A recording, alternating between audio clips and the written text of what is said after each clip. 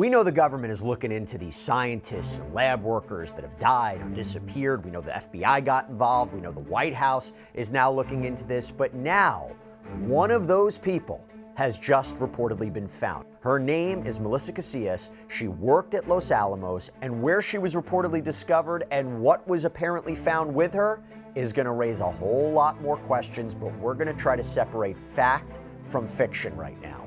Welcome to Sidebar, presented by Law&Crime. I'm Jesse Weber. You know, as we were writing this episode, I was looking at the date and I was like, wow, Father's Day is right around the corner. I couldn't believe it. Now, if you're looking for what is that perfect gift for all the dads out there, meet the Chef IQ Sense Smart Meat Thermometer. This is the secret to stress-free restaurant-level cooking. So whether you're a seasoned grill master, you're just trying to throw on some steaks this summer, the Smart Thermometer is a game changer. Why? There's no more overcooking. There's no more, I think this might be done guesswork. No, Chef IQ tells you exactly when your meat is ready every step of the way. You just insert this wireless probe, you select your preferences, and then you hang out and relax while you wait for the app alerts without even having to hover over the grill. It also works with ovens and smokers and stovetops, air fryers, and for every protein from prime rib to wings to salmon. Seriously, this Father's Day, it is time to raise the stakes, no pun intended, and cook with confidence. Use code SIDEBAR for 40% off site-wide at chefiq.com. So, big development we got to talk about. And by the way, I have to say, I just came back from CrimeCon in Las Vegas. You guys are the best. You guys are the best. Thank you so much for the kind words that you're following us here on Sidebar. You're invested in these stories. You appreciate what we're doing. And this is one of them. This is one of the stories that when I was speaking to you all out there, you want to know more about. Let's talk about it, okay? This case. You have a hiker walking through Carson National Forest. Nothing out of the ordinary. And then they find something no one expected. Human remains. And next to those human remains, a handgun. Within days. The remains are identified as someone we've talked about before here on Sidebar, Melissa Casias, an administrative assistant at Los Alamos National Laboratory, missing for nearly a year. And her disappearance back in June of 2025 was strange from the start, right? Her phone, she had more than one left at home. One of them was factory reset. Her purse, her keys, all still there. She was seen walking along a highway, then nothing, until this. And this discovery is definitely going to raise a lot of questions. How did she end up 6 miles from her home in a national forest? Why was a handgun found with her remains? And why, according to her family, was she located in an area that had already been searched?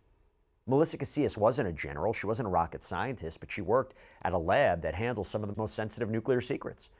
And her case became part of a much larger story, one that caught the attention of the FBI, the White House, the House Oversight Committee. You know, we've been covering this story from the beginning, right? The missing scientist, the retired general who vanished, the theories that are out there. But you go back to Melissa and what this development is telling us. Because according to the New Mexico State Police on June 26, 2025, she fails to show up for work at Los Alamos National Laboratory. She doesn't return home that night. Her husband, Mark, who also worked at the lab, according to NBC News, tells investigators she dropped him off at the lab earlier that day and said she was going to another location within the lab to complete a work task. But he says she never came back. Her family goes to the house. They find her belongings, purse, keys, identification, the phones, all left behind. Again, one of those phones, factory reset, wiped clean. Same afternoon, a family acquaintance spots Melissa walking eastbound on State Road 518. A highway runs through the mountains northeast of Taos. This is the last confirmed sighting of her. There's apparently surveillance footage of this. The state police launched an investigation. They don't rule out foul play, but a spokesperson says it could be that she disappeared voluntarily. And nearly a year passes, and we don't hear anything. And then you go to May 28th of this year. A hiker reportedly discovers human remains in the McCasland Ridge area of Carson National Forest. It's about 6 miles from Melissa's home, and a handgun is found alongside the remains. The Office of the Medical Investigator positively identifies the remains as Melissa Casias, and which, by the way, I'm going to bring on Ashton Packe in a little bit to understand how they were able to confirm this was, in fact, Melissa, cause and manner of death. I have a lot of questions. But her family released a statement online, and it has some information in it that could be significant to talk about. I mentioned this before because it says, quote, "We confirm that the remains found in Rio Chiquito are Melissa There will be more information to come, but what we can tell you now is she was located in an area previously searched. This is a lot to process. Our hearts are heavy, and we fully intend to continue to pursue answers for justice. Located in an area previously searched. I mean, they're saying that the initial search teams looked there. They found nothing, and then nearly a year later, a hiker stumbles across remains in that same area. There's a gun. So either the search missed her, or maybe she wasn't there yet, which I want to explore. The New Mexico State Police, they haven't explained what's going on here. The medical investigator's office hasn't released a cause or manner of death. The investigation's still active. I want to talk about it. Okay, so I want to bring in somebody who's going to walk us through what we should make of this, what is happening behind the scenes, what we can expect next. Somebody I just saw in person at CrimeCon in Las Vegas. Now I'm back to, the box version of him. Private investigator Ashton Packe. Ashton, good to see you, and it was great to see you in person. Yes, Jesse, it was really great meeting you guys and everyone over at Law&Crime. I really appreciate all that support. You got it. All right, so let's go through this. First of all, how do you think that they ID'd her? Remember, this was the Office of the Medical Investigator that confirmed that this is Casias. How did they know this is Melissa? Well, I'm going to go out on a limb and say they probably were able to obtain some kind of DNA, and then you also have dental records, which is often used. I know a firearm was located in proximity to the body. That's another record that could be used to collate, or at least try to identify her body. If it wasn't, and we'll get into this a little bit more, I don't know the state of her body. I don't know the state of decomposition, if it existed. Is there a way, are there tools, or is there a technique that they do if they can just visually identify her in a way?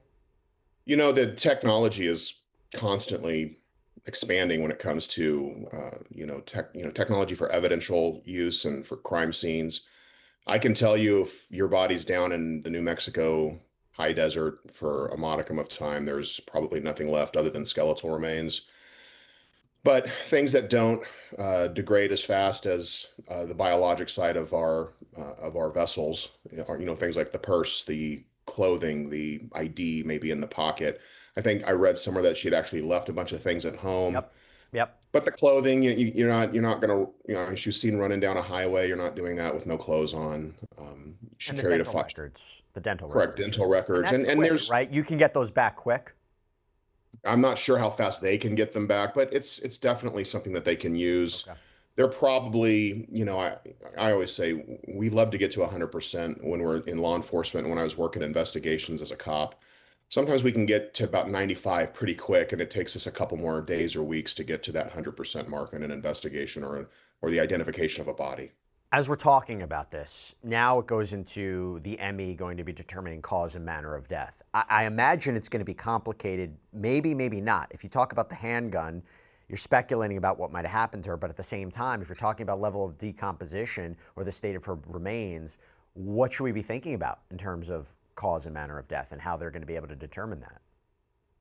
Well, just from reading everything and based on my training and experience, I have a bad feeling that this young lady chose to take her own life.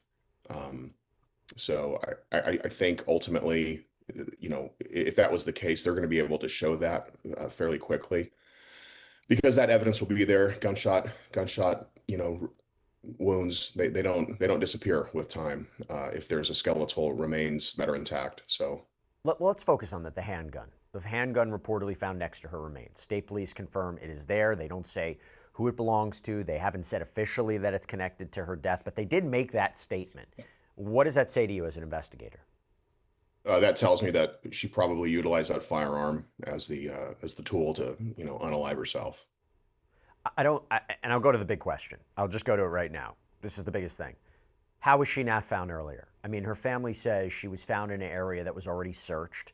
This is, maybe you know this terrain. You can tell us more about it. But just to let everybody know, to give everybody an idea, I was just reading this from People magazine. This is a massive search. You had hundreds of volunteers. You had authorities. You had family members. They were all looking for her. There was a push on social media to try to find her. There was a GoFundMe page that was formed to raise money here. How is it possible she wasn't found earlier? Well, when you're dealing with places like New Mexico, massive rural high desert, hundreds of thousands of acres of undeveloped land, it is not you. It is very difficult to say with 100% certainty that the search was, you can conduct an exhaustive search and still miss that, potential needle in a haystack. Another thing to think about is if this young lady unfortunately chose to take her own life in one location, animals, coyotes, mountain lions, the kind of the cleaning system of our, the forests and the deserts, you know, that could have changed the location of her body. I'm trying to find the right words to articulate to say it, without being so, brutal about it. But the fact is, Mother Nature doesn't care about, us as a species. If we go out into the desert and we don't have the right shelter and the right weapon system to protect ourselves, and if we go down out there either injured or hurt, it has a system in place to, clean it up, and so to speak. So it could have been that in all reality. That's 100% true. I mean, that could be the situation. I have to address the other theory, right? So the other theory would be, you and I both know that she is connected to a larger story. There are those out there who will say, all of a sudden her body shows up, handgun placed there. Can investigators determine whether or not her body was moved to that specific area, not by wildlife, but by human beings? What would be the telltale signs that that could be a possibility and that the scene was staged in some way? I'm not saying that's the case. I want to be clear. I'm Sure. not saying that's the case, but I know where people are, where their mind is going to go on this. And because there's a lot of speculation, there's a lot of confusion about her and her connection to everything else. So you just tell me.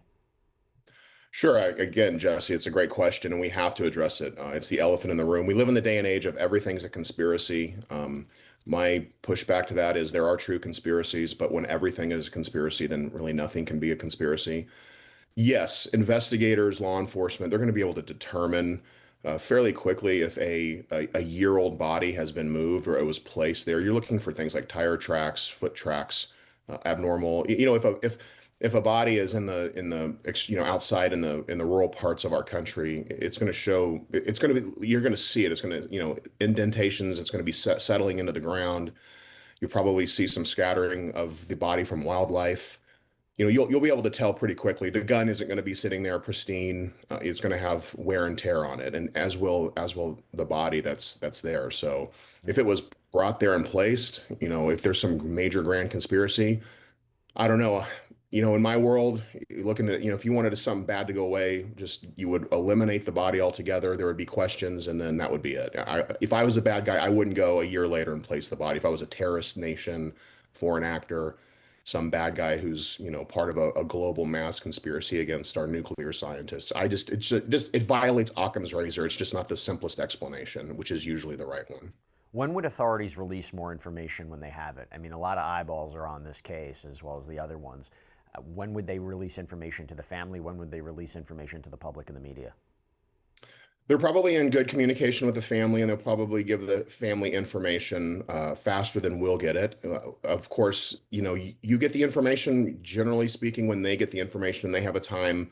Law enforcement has to make sure it's right. They have to vet, and they have to sometimes double check, double test, because we don't want to make a mistake. Because again, you know, if you make one mistake, it gets blown into some massive conspiracy on Twitter or on social media, and it can be a black eye in the on the investigators, and so they just don't want that.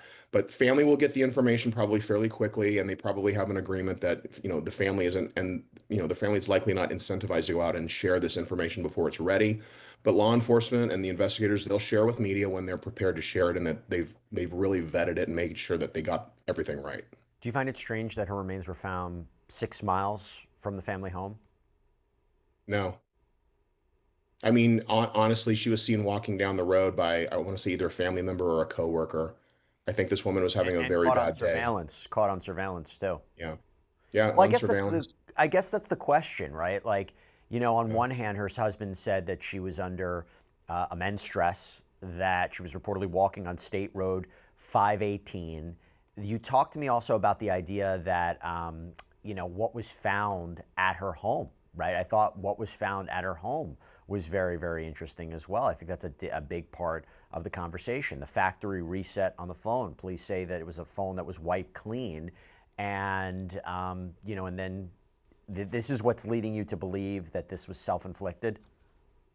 Well, I mean, she's, if you're if you're in that suicidal mindset, let's just assume for a moment, maybe she's thinking like, I want to make it as easy for my husband to pick up the pieces as it can be. So I'm not going to do this at home. I'm going to reset the phone so that they can be kind of, maybe resold or just refurbished and get, that she's kind of erasing herself in a way.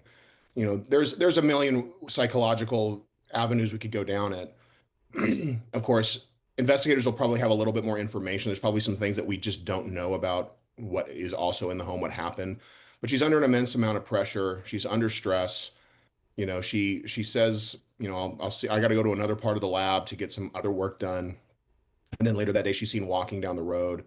So me personally, from everything that I'm seeing, I'm far into the 85, 90 percentile range that she chose to unalive herself, and just a very unfortunate, circumstance for her family. And it's not unusual for you that someone like her would do this without giving any kind of advance warning to her family, a goodbye of some sort, a note, hold on a little bit longer for a hug, make some sort of clue as to what she was about to do. That wouldn't surprise you?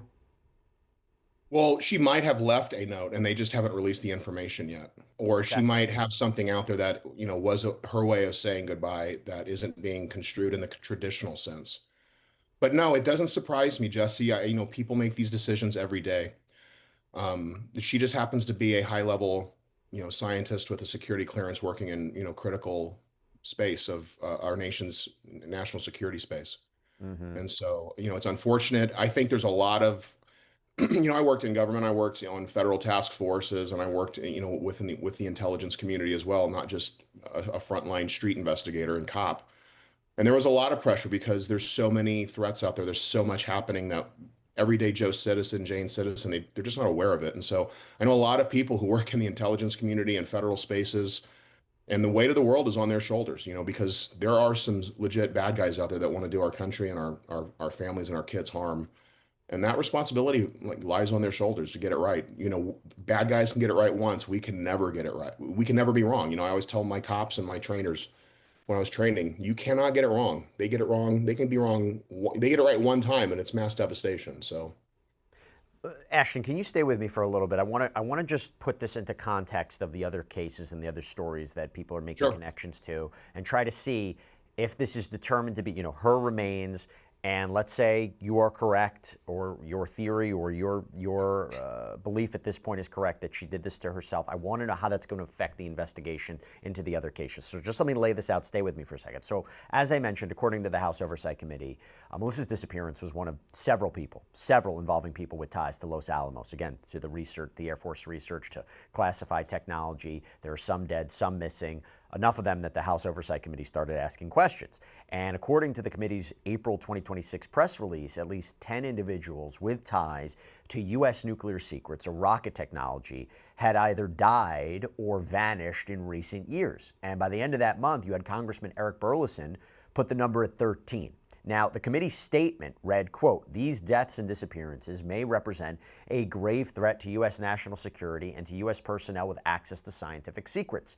And the FBI announced that it was spearheading the effort to look for these connections. The White House said it was investigating. So, Ashton, you got these multiple investigations, right? You got the House Oversight Committee investigation. You have the FBI involved. You have the White House paying attention. You're looking at that.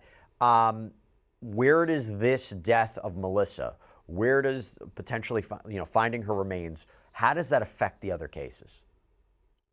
it's a great question. I mean, ultimately, the FBI is going to be the lead investigative agency on this, and they will provide the information and intelligence to the oversight committees as well as the White House. I think the FBI it'll be a no-brainer for them to come in and take this case and look at it with a fine-tooth comb and with a microscope, as they should. Again, when we spoke earlier, and I've spoken about these missing scientists and people tied to our national security apparatus, I don't think there should not be an investigation. I think there should absolutely be an investigation because we have to know with beyond any shadow of doubt that there isn't a foreign nation state or anything like that going on here. Terrorist organizations, foreign actors, nation states that are trying to gain access to our secrets. Again, the United States of America is so technologically advanced that unless it's a revenge thing, I don't see where you're going to get out of 13 scientists the ability to forward your or to diminish our ability to conduct, nuclear technology and build nuclear weapons or advanced weaponry. Maybe it's not even nuclear. We're so technologically advanced. There are things out there that are so unbelievably advanced that if you saw them, it would be like taking an iPhone to a Neanderthal. We would look at it and go, sometimes I think what we see in the skies that we can't explain that are so these anomalous things, that's really, it could be something absolutely that we can't explain, but I think sometimes it's our technology. Hmm. So we've already got it. We know the United States of America has how many thousands of nuclear weapons that, killing unless it's a revenge thing that you're going to target our scientists and then the people who have access to them. So I question that motive, that reason to target our people. But FBI will conduct the investigation. I think they should absolutely look into everything that the state cops and the local cops there and the medical examiner are looking into. That whole case file, I hope, is shared with FBI and that they're able to use their investigative and their incredible evidence lab. I hope they're assisting with this and looking at everything from their perspective as well to confirm that this young lady, did what we think what I believe she unfortunately did. Let me just lay this out a little bit because I want your thoughts on something else. So these cases that we're talking about, they span more than 3 years. They stretch across multiple states. The circumstances are all over the map. There's Michael David Hicks, a NASA JPL scientist who studied comets and asteroids. He died in 2023. The cause of death, never publicly disclosed. Monica Reza, rocket scientist, vanished while hiking in California. Her work was funded by the Air Force Research Laboratory. Nuno Loureiro, an MIT fusion physicist, shot to death in his own home. 12-year-old daughter found him. We know that death was connected to the Brown shooter. Carl Grillmeyer, astrophysicist, shot dead on his front porch in the desert, according to the LA County Sheriff's Department. Deputies responded to the scene, also responded to a carjacking nearby, and that all led to the arrest of a suspect, 29-year-old Freddie Snyder. He's been charged with murder, a separate burglary related to an alleged trespass at Grillmeyer's home 2 months earlier. There's Anthony Chavez, retiree who worked as a foreman at Los Alamos. He disappeared from his New Mexico home, left behind his car, phone, wallet, keys. Searches apparently turned up nothing. Stephen Garcia, a government contractor at the Kansas City National Security Campus, manufactures non-nuclear components for nuclear weapons. He was last seen leaving his Albuquerque home on foot, carrying only a handgun. Jason Thomas, pharmaceutical researcher. His body was, according to police, found in a lake in Massachusetts. Police say they didn't suspect foul play. You look at all these names, Ashton, you've been talking about a little bit. You're skeptical to bundle it all together, even though you wouldn't be surprised that people are making the connections or saying, what's going on here? Yeah, I'm not surprised at all. And when you look at it from a 30,000-foot worldview, it seems like it could be connected and that it should absolutely be investigated. And I do believe that I do believe the FBI should and will look into all of these. But again, I think a lot of these cases, a retired foreman, why? What would be the motive for this? Unless revenge? And again, what does a foreman have to do in all reality? He has a security clearance because he has access and proximity to classified materials. What's the motive to hurt this man? Now, this guy who was killed in the hallway or the entry of his apartment, the sheriff's deputies arrested a guy, they charged that person with murder. Sure, let's get the details of the case, let the case work its way through court, and hopefully the FBI can come in and do a deep dive, kind of like dig down into the background. Was a foreign nation state using this guy as a patsy? We know that the government of Iran in the past has used patsies and proxies to do their dirty work. They've had plots in this country before. The FBI will be able to determine that after the investigation is done and the case is adjudicated in court. So yes, at the top high level, when you're looking down at it and you're checking, you're seeing these stories on social media. Yeah, it seems really weird. It seems like there could be some kind of a conspiracy going on. I just caution people, like peel the onion back and let the investigators do their jobs on this. And I really hope that the FBI investigators are able to peel the onion back, utilize their technology. They have some of the most advanced technology as far as analytics are concerned. Let the armies of FBI analysts start plugging in all the data and come up with an after action report or some kind of a report that can then go to the White House, go to the oversight committees that can answer these questions. Again, are we going to get every question answered? I don't know about that. That's going to be a hard one. There's just sometimes you can get, like I said, you can get it to 98, 99%, but maybe we can't get to 100. But if the investigators find that, hey, it looks like this is, these are all random acts and not really related, or we have these three over here that appear to be possibly related, but everything else was just happenstance, then that's what the investigation will show. And let's be clear, the one that started all of this, arguably the one that got the most attention, retired Air Force general, walked out of his house, never came back so far. William Neal McCasland, 68 years old, retired Major General, 34 years. He worked on some of the most sensitive technology the U.S. military has, astronautical engineering, space acquisition, National Reconnaissance Office, spy satellite. He commanded the Air Force Research Laboratory at Wright-Patterson Air Force Base in Ohio. Again, that's the same base that you have people theorizing have claimed for decades stored the Roswell incident, the debris from there. According to his wife, McCasland had access to, in her words, some highly classified programs and information. So when a guy like that walks out and doesn't come back, it obviously got a lot of attention. And then on February 27th of this year, McCasland's wife, to just give you a timeline, leaves for a doctor's appointment at 11:10 a.m. She returns just after noon. He's gone. His phone is on the counter, turned off. Smartwatch is plugged into the bathroom. The shirt that he was wearing when she left, it's hanging in the closet, apparently changed into something else. She doesn't know what. She calls 911. She says something that is just stops you. My husband is missing. Okay. And it's been about 3 hours, and I have some indication that he must have planned not to be found. Later, we also obtained body cam footage from the deputies who responded. And in it, a colleague who apparently had dinner with McCasland the night before tells the detective he wasn't his usual self. He wasn't his usual self. He was kind of spacey and quiet. Is this some classified information? Is he carry like a security clearance or anything like that? He has a very classified security clearance. He was the head of Air Force Research Lab. To the point, the man's names are in the UFO documents that are fixed to be released. Okay. He's in depth, so he has a very high security clearance. And by the way, you can check out the rest of what investigators discovered in our previous body cam breakdown, where we go through all that footage that we got our hands on. But you go back to this timeline, weeks turned into months, no sightings, no videos, no answers. You go to March 7th. Investigators found a gray Air Force sweatshirt about a mile from his home. Family couldn't confirm it was his, though. By the 2-week mark, the sheriff's office released a photo of what they believed he was wearing, this light green button-up shirt. They also confirmed what was missing, his hiking boots, his wallet, a .38 caliber revolver with a leather holster. And as of today, as I sit here, General McCasland is still missing. And investigators, they haven't linked McCasland's disappearance to Melissa's death. There's no evidence connecting the two.